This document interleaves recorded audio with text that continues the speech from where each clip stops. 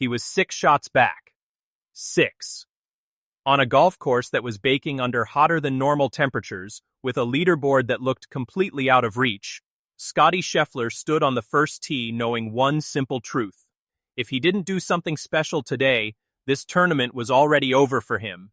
And yet by the time he walked off the 18th green, the entire tone of the day had changed. The crowd was on its feet, and everyone was asking the same question. How does a man who started the day 3 shots behind second place end up shooting one of the lowest rounds of the week?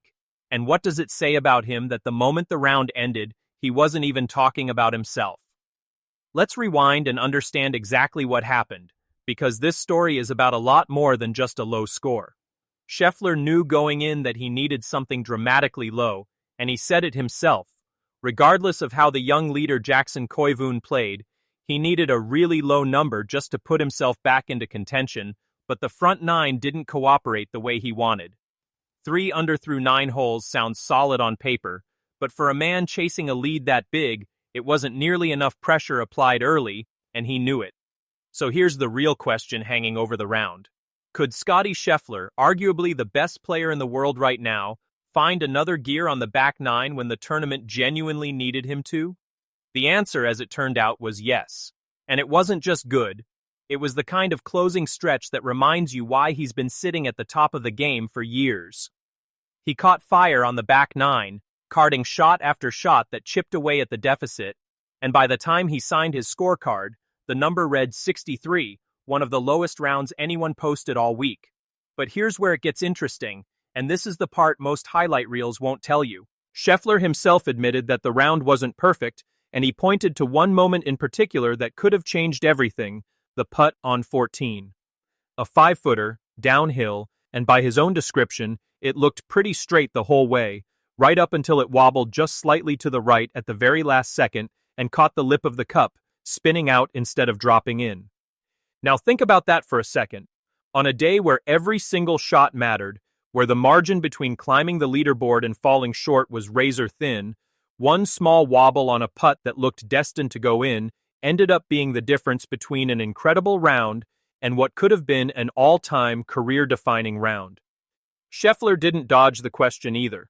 When asked directly if that missed putt could have gotten him to 2 shots better, he didn't make excuses.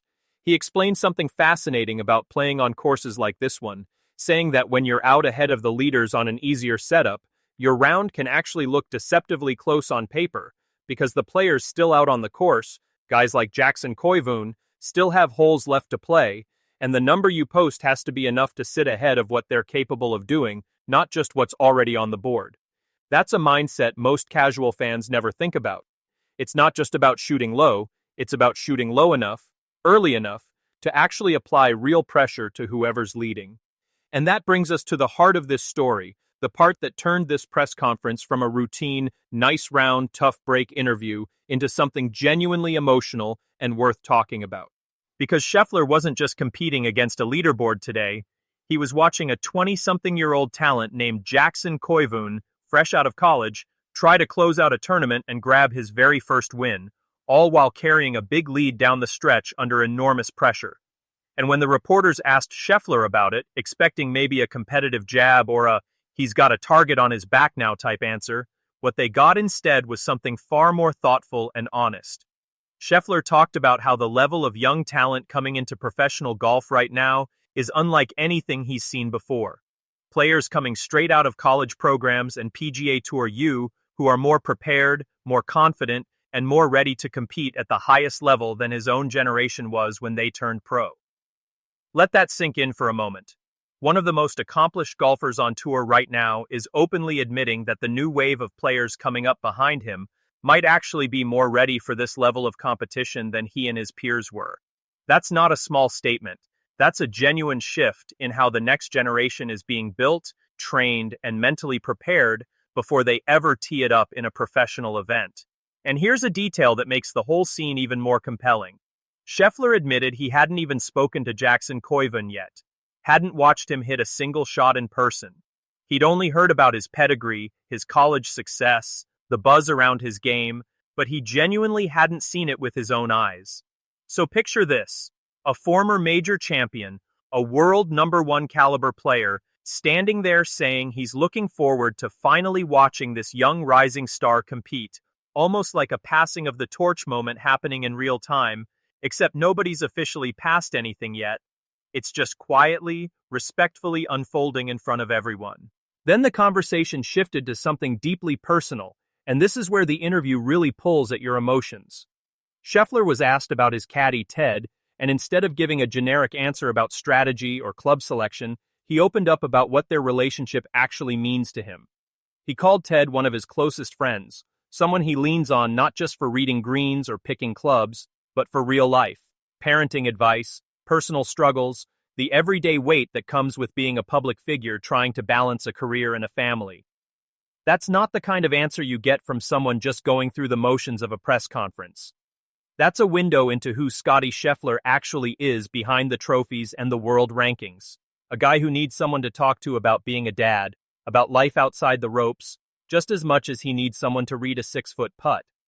And speaking of being a dad, when asked how his son was doing and whether he was starting to enjoy the game, Scheffler lit up, saying his son is loving it, doing great.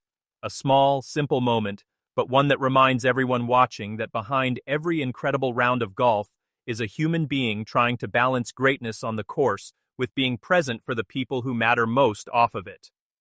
Then came the final, almost poetic question of the interview, the one that ties this entire story together. A reporter asked Scheffler to think back to the very first time he had to hold a lead coming down the stretch to protect a tournament win the way Jackson Koivun was about to try to do, and to compare that feeling to where he is now. And Scheffler's answer was humble, almost surprising. His first win actually came in a playoff, not by holding a big lead wire to wire, so in some ways what Koivun was doing that very day was even harder than what Scheffler himself experienced in his own breakthrough moment. Think about the weight of that. A rookie professional, fresh off college golf, trying to close out his first career win under pressure, being watched and genuinely respected by one of the greatest players of this generation, who openly admitted that closing out a lead like that from the front is one of the most difficult things to do in the sport. And that doing it as a young player, so early in a career, says something powerful about both talent and mental toughness. So here's where we land. This wasn't just a story about a 63, it wasn't just a story about a 5-foot putt that lipped out on 14 and possibly cost a couple of strokes. It was a story about respect between generations, about a veteran openly praising a rising star before he'd even watched him play a single shot in person, about the quiet moments away from the leaderboard, a caddy who's more like family, a young son discovering the game, the heat and hydration and hours of preparation nobody sees on camera, that shape a player just as much as the score they post. Scottie Scheffler didn't win this tournament, but he walked away having posted one of the most impressive rounds of the week, having earned a standing ovation from the fans on 18, and having shown a side of himself that goes far beyond birdies and bogeys. And Jackson Koivun, the young talent chasing his first win, now carries the added weight of knowing that even the best player in the world is paying attention, watching, and genuinely rooting for the next chapter of this sport to be written by hands just like his. So here's the real question we're left asking as this story closes. When Jackson Koivun finally gets that signature win, and Scottie Scheffler finally gets to watch him hit that first shot in person, what happens next between these two?